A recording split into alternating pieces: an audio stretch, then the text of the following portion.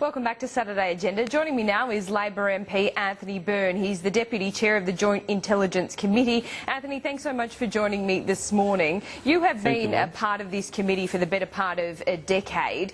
Were random beheadings, largely unorganised terrorism ever contemplated in the detail we've seen emerge this week?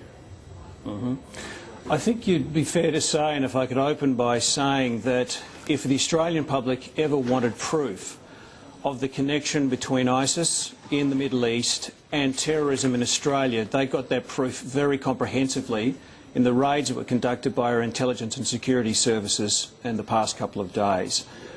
We have been concerned for some period of time about the potential for an event to occur on Australian soil. As the Australian people have now had its proof that there was a planned attempt at a mass terrorism event or a terrorism event on Australian soil. And I think in that environment, I think we can talk more freely about what ISIS was intending to do. And I want to basically be quite clear with the public. ISIS was intending to conduct through its Australian conduits a terrorist attack on Australian soil.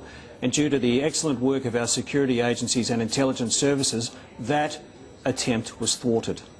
We also know ISIS has a broader agenda of forming this caliphate, but many experts talk about ISIS as having a near and a far enemy. Obviously, we are the far enemy. And is this really the first time we've seen ISIS operate outside the Middle East, or at least attempt to?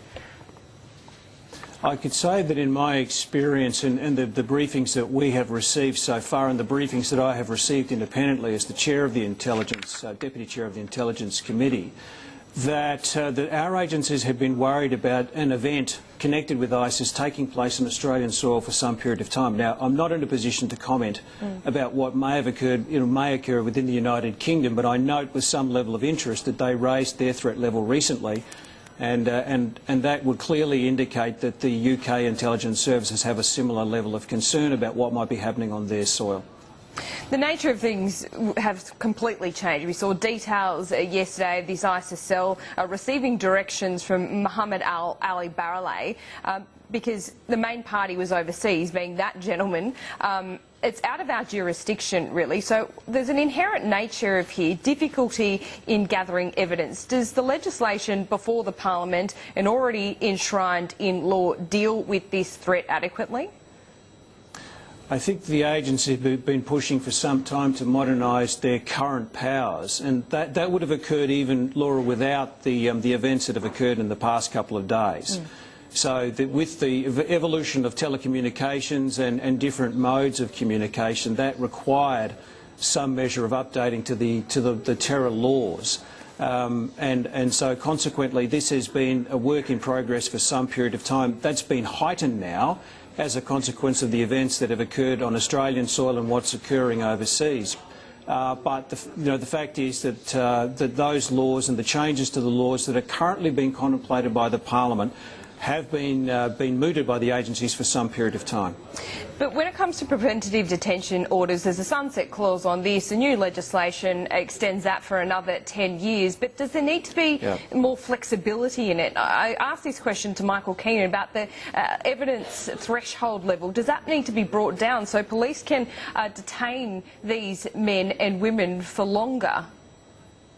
Well, I can only answer that question through the prism of my understanding of ASIO's questioning and detention powers, Laura. And I note that ASIO did not use and have not used their detention powers from the time that they were given that power, but they have used the questioning powers. And so I can only answer because one of the difficulties I have sitting here as Deputy Chair of the Committee is that we don't have remit over the Australian Federal Police Force in terms of its counter-terrorism operations. That is, I might point out, a significant flaw in the oversight capabilities of this parliamentary committee. What I can say is that if there is a further case to be put by the government at the recommendation of either the intelligence agencies or the Australian Federal Police Force, then that needs to be brought before the Parliament. The opposition need to be briefed on it. And one would presume in due course the Joint Committee on Intelligence and Security should be briefed as well. It does seem odd that the committee does have jurisdiction over ASIO but not the AFP. The committee should be able to start looking at these issues. Are you calling on that to happen as soon as possible? And have you... As a matter of priority, Laura, I think that this case illustrates this anomaly which really needs to be fixed. The public need to be, with the introduction of new laws which can impinge on civil liberties and democratic freedoms, they need to be confident that they have the correct oversight body, that they can vest in us as the appropriate oversight body the power to make inquiries on their behalf. At the present period of time, that capacity for our committee does not exist. We can be informally briefed by the Australian Federal Police, but they're not obligated to under the provisions of the Intelligence Services Act. And certainly I would call upon the Prime Minister directly today to say that we really do need these powers. If we're going to give the AFP additional powers, then that should be matched by an anomaly that should have been fixed some time ago, which is the committee to have the capacity to oversight the AFP and its counter-terrorism operations. And just on a slightly separate issue, under Labor, well, the AFP are now in charge of running a parliament and looking after the security, but the AFP were booted off the Parliamentary Security Committee last year. That doesn't make a lot of sense, does it? Sorry, booted off the Parliamentary... The Parliamentary Security Committee last year, which is of course separate to the committee you're on. Yeah. But it would make sense for them to be, well, that has now been reinstated, but that would have been an odd decision made under the previous government. All I can say is that, from my perspective, that we would work conjunctively with the AFP. Now, I'm not in a position, I wasn't aware that that had actually occurred, and I'm sure there'll be others much more qualified than me that can give you an explanation as to why that occurred. But let me say, in my understanding, and I can only, comment with some knowledge on my experience as Deputy Chair of the committee, that I want the AFP to come under the remit of the Parliamentary Joint Committee of Intelligence and Security. I am qualified to make a comment about that, Laura. Just finally, the Shadow Attorney-General Mark Dreyfus has raised concerns about a clause in legislation perhaps allowing ASIO officers to commit torture. What do you have to say to that?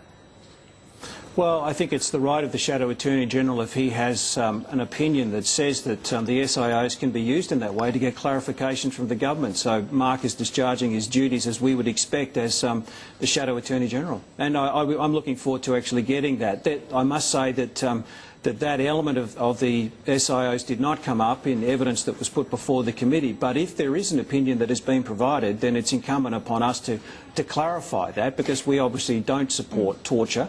Or inappropriate detention in the circumstances. So I'm looking forward to getting, as Mark would be, clarification on that potential legal ambiguity. OK, and just finally, the same question I asked Michael Keenan about the Gallipoli campaign being just 6 months away. Do you have any concerns about Australians, tens of thousands of Australians perhaps, and Westerners travelling to Gallipoli in just 6 weeks, 6 months' time? What can our authorities do, and working with the Turkish authorities to make sure that our citizens overseas are kept safe? I think that our agencies, both domestic and internationally, will be working very closely with the Turkish authorities. We have a great bond with Turkey, with our shared experience, and what I would encourage Australians, and I know our Prime Minister has done the same thing, is that we need to go about business as usual. What these characters want to do is to basically interfere with Australian confidence in the Australian way of life. We can't allow that to happen, and I have great confidence in the intelligence and security agencies to ensure that Australians are kept safe, wherever they may be. Anthony Byrne, the Deputy Chair of the Joint Intelligence Committee, as always, a pleasure. Thanks for joining us. Wonderful. Thanks, Laura. And that is it for Saturday Agenda. The news is next.